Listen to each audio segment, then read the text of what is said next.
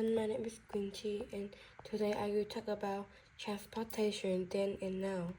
Transportation is the movement of people or goods from one place to another. We can transport things in the water, in the air, or over land. We can use animals, vehicles, or just our feet. Sometimes we travel for work and sometimes for vacations or just for fun. Then and now. Until 7,000 years, people had to walk everywhere. Then they started to use animals for transportation. Later, people invented vehicles. First, animals. People used horses and donkeys for transportation. In lots of places, people still use animals for transportation today. Second, the first vehicles. People made rafts from tree trunk. They floated on their rafts along rivers and on lakes. These were the first vehicles. Finally, the wheel. About 5,500 years ago, people added wheels to sleds. Carts with wheels were much faster than sleds. The wheels is one of the most important inventions in history, and today you can see wheels everywhere. International transportation. Until about 10,000 years ago, people lived in small family groups and they didn't travel a lot. Then, as villages and towns became bigger, people had to travel to find food. People used animals to carry goods like meat and fur.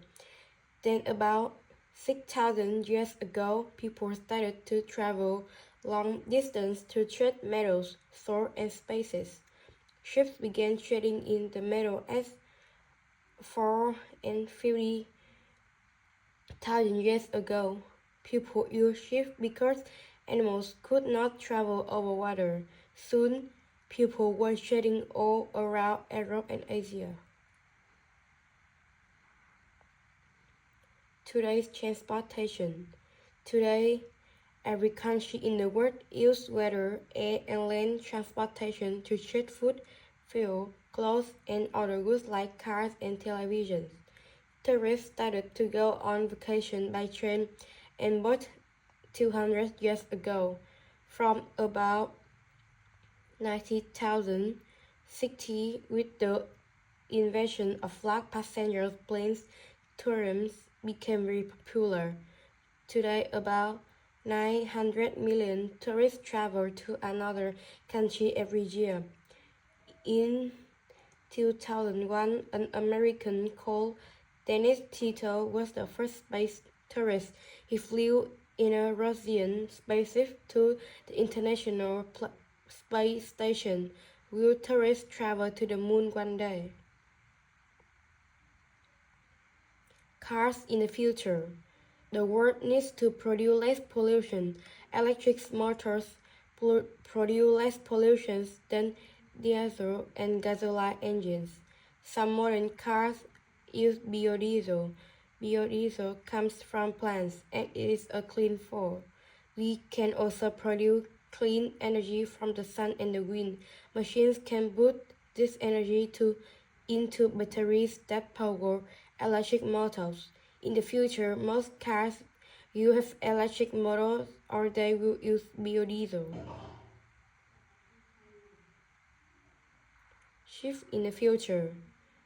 After 100 years of ships with engines, sails will be important again for ships in the future. Sails will have to power ships so they will last full.